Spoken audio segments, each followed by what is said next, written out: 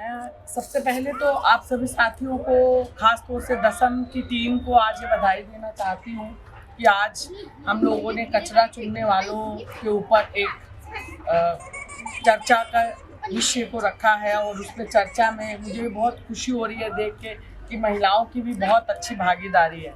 तो ये लग रहा है कि कूड़ा बीनने के काम में बहुत सारी महिलाएं भी लगी हुई हैं, जो कि आप मेरे से ज़्यादा बेहतर जान रहे हो और आपकी ये तकलीफ़ है। आप देख रहे हो कि कूड़ा बीनने का काम जो हम बहुत बड़ा समाज में योगदान दे रहे हैं, एक कचरे को काम को उठाना जो एक सरकारों की जिम्मेदारी होनी चाहिए, जो इतने टन कचरा सब पैदा करते हैं उसमें हम उठाने का काम कर रहे हैं। उस रोड, उस सड़कों, उन घरों को हम साफ करने का काम कर रहे हैं। हमें सम्मानित करना चाहिए। हमें तो सरकार को हमारा कंधा थपथपाना चाहिए कि आपके इतना टन कूड़ा हम उठाते हैं और उसके बदले में हम लोगों को जो जीवन जीना पड़ रहा है वो आपसे बेहतर कोई नहीं जानता। जिस स्थिति में हम रह रहे हैं, जिस स्थिति में हम खा रहे हैं, हमारे बच्चे रह रहे हैं, कोई पढ़ने की व्यवस्था नहीं है, हमारी खुद की स्वास्थ्य की कोई व्यवस्था नहीं है, ना हमें कोई ग्लव्स दिए जाते हैं, ना हमें कोई इतना कोरोना के टाइम में कोई मास्क दिए गए, कोई सैनिटाइजर दिया गया। मतलब हमारी महिलाओं की स्वास्थ्य के ऊपर कोई ध्यान नहीं दिया गया ना, सही बोल रहे हैं। तो इतना बड़ा जो हम योगदान समाज में दे रहे हैं, कचरा बीनने के काम को लेके एक सफाई कर रहे हैं, हम जो कचरे के ढेर सरकार लगा रही है जिसके पास उसके प्रबंधन की बात नहीं है कि कैसे हम कचरे को प्रबंधन करेंगे, कैसे इसका निपटारा करेंगे। वो निपटारा तभी हो पाएगा जब आप लोगों की भागीदारी उसमें होगी, आप लोगों की राय, आप लोगों की जिम्मेदारी उसमें शामिल होगी। तो उसमें जैसे कि अभी बाली भाई भी बता रहे थे और शशि भी कि हमारे पास एमसीडी का कार्ड ही नहीं है। मैं कचरा बीनने वाली हूँ, मेरे पास इसका पहचान होना चाहिए ना। ये भी एक काम है, मैं काम कर रही हूँ। जब हम शर्म से नहीं कह रहे, हम गर्व से कह रहे हैं कि हम जो काम कर रहे हैं वो समाज में बहुत बड़ा योगदान है। कचरा उठाना, हम एक श्रमिक है, हम कामगार हैं, तो हमें एक पहचान देनी चाहिए। पर सरकार ने अगर अभी 10, 12, 15 लोगों के पास है, शुरुआती दौर में 10-15 साल पहले ज़्यादा लोगों के पास थी, अब नहीं है, तो वो हमें फिर से नगर पालिका एमसीडी के पास फिर से जाना पड़ेगा, हमें कहना पड़ेगा। जो बाली भाई भी बार बार बोल रहे थे कि हमें लड़ना पड़ेगा, इसमें कहीं दो राय नहीं है। आप अगर सोचिए कि मैं यहाँ पर सीमापुरी में बैठी हूँ, सरकार मेरी तकलीफ को बैठे बिठाए सुन लेगी, नहीं होगा। उससे आपको फिर से संगठित होना पड़ेगा।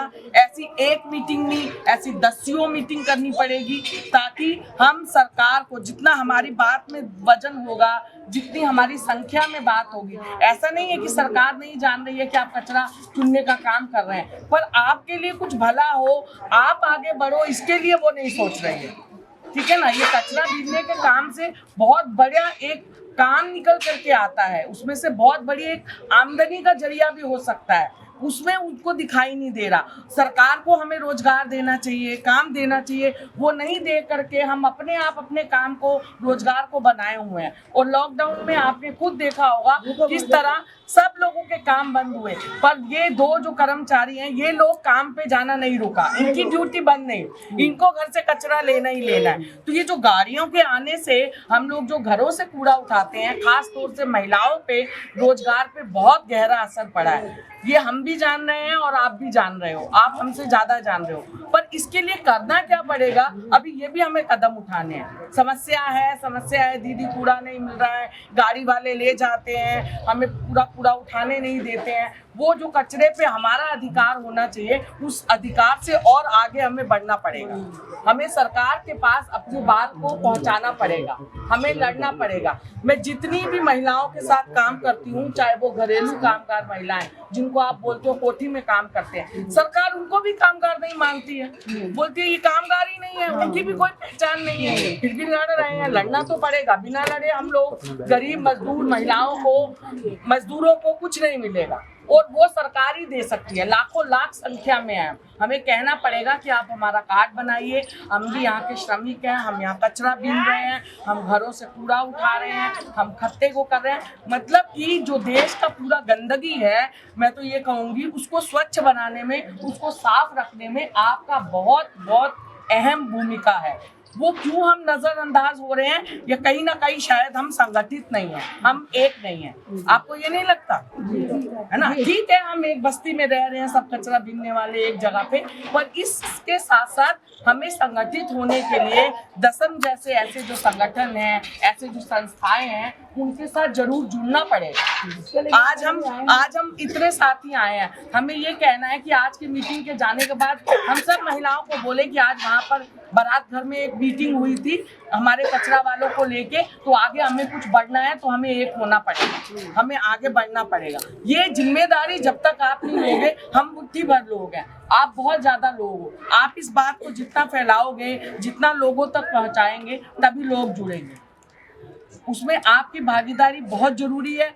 हम अगर मजदूरों की बात करें तो उनकी भी स्थिति ऐसी है, पर जितना कचरा बीनने वालों की स्थिति खराब है, मैं बोल रही हूँ शायद ही किसी और की स्थिति ऐसी खराब होगी। लॉकडाउन में आपके घरों में खाने के लिए नहीं था, क्योंकि जब काम ही बंद है तो कहाँ से होगा, आपका चूल्हा जलाना मुश्किल था। आज भी ये चुनौती है, जैसे कि अभी शशि भी बता रहे हैं कि आने वाले समय में अभी जिस तरह से कर्फ्यू लगाया है, पता नहीं ये कर्फ्यू कब लॉकडाउन की ओर बढ़ेगा, ये हमें सोचना पड़ेगा, और उसकी मार हमारे ऊपर पड़ेगी। और हमारे पास कोई ऐसे डॉक्यूमेंट नहीं है, कोई राशन कार्ड नहीं है, कोई ई कूपन नहीं था कि हमें सरकार ने कुछ राशन दिया हो। सरकार ने आके आपकी कोई मदद करी थी? कुछ मदद की भी तो ऐसी संस्थाओं ने, दसम जैसी संस्थाओं ने कहीं पर राशन बांटा, कहीं पर कुछ खाना बांटा, कहीं पर कुछ कैश दे सकते थे, यही हुआ ना।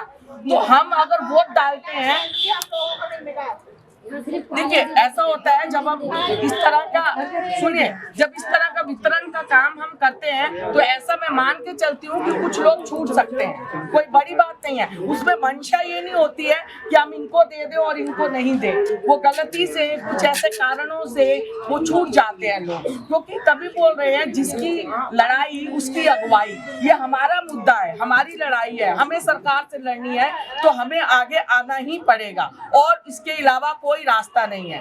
क्योंकि जो कचरे के इतने ढेर बनते जा रहे हैं, सरकार भी उसका निपटारा नहीं कर पाएगी, तो आप लोगों को भी उसकी भागीदारी होगी। आप लोगों को कहना है कि हमारा काम है, इस काम में हमारा भी हिस्सा होना चाहिए, हम भी कामगार हैं। ये सब बातें हम एक ही मीटिंग में अभी नहीं कर सकते हैं, आने वाले और समय में आपको इस तरह की मीटिंग करनी पड़ेगी, सम्मेलन करने पड़ेंगे, बातचीत करनी पड़ेगी हमारे साथ आपस में भी, समूह में, और ये बातों को सरकार के समक्ष कैसे ले जाएं, सरकार के सामने कैसे ले जाएं, वो भी। और उसके साथ साथ इस तरह के अनुभवी लोग भी हैं जो इस कचरा के काम में लगे हुए हैं, जिनकी बातें सरकार सुनती है। आज हमारे बीच वो साथी भी हैं कि जो हम कहेंगे तो सरकार को उनकी बात सुननी पड़ेगी। वो एक ऐसी रिपोर्ट बनाएंगे कि देखिए कचरा चुनने वाली महिलाओं की, पुरुषों की ये स्थिति है, उनके घरों की ये स्थिति है, लॉकडाउन में उनकी ये हालत हो गई, अभी उनको काम ही नहीं मिल रहा, तो शायद सरकार को बिल्कुल उसकी बात को मानना पड़ेगा। पर साथ इसमें आप ही का चाहिए, आप लोगों को एक साथ आना है, लड़ना है, आगे बढ़ना है, और तभी हम कुछ कर पाएंगे। और मुझे उम्मीद ही लगती है कि आप लोगों की, जो आप इतने एक्टिव लोग हो, आप सब समझ रहे हो, तो मुझे लगता है कि आप मिल के जरूर इसको आगे तक ले जाओगे। ये मीटिंग हमारी और चरण में आगे बढ़नी है, कम नहीं होनी चाहिए। ठीक है, तो बहुत बहुत धन्यवाद।